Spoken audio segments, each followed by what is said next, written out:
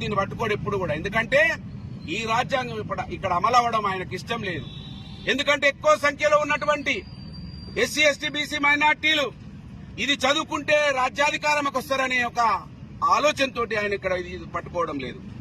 ఇక్కడ ఆయన సొంత రాజ్యాంగాన్ని పట్టుకొని తిరుగుతా ఉన్నాడు.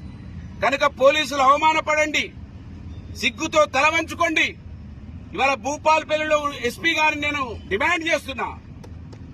గౌరవ మాజీ ముఖ్యమంత్రి వర్యులు కేసీఆర్ గారు జిల్లాలు చిన్నగైతే ప్రజలకు మేలు జరుగుతుందని కాటారంకి 20 కిలోమీటర్ల దూరం ఎస్పీ గారు కూర్చొని ఉన్నారు. మీకు 20 కిలోమీటర్ల దూరంలో మీ ఎస్సీఐ రాత్రి తాగి తూలుతా ఉంటే ఎక్కడ పోయింది మీ అడ్మినిస్ట్రేషన్ అని అడుగుతున్న ఎస్పీ గారిని. ఎస్పీ గారు కళ్ళు తెరవాలి. ఎస్పీ గారు ఈ ప్రాంతాన్ని సందర్శించాలి. ఎస్పీ గారు తగు చర్యలు తీసుకోవాలి. వాళ్ళ భార్య అదే రోజు రాత్రి చెప్పింది.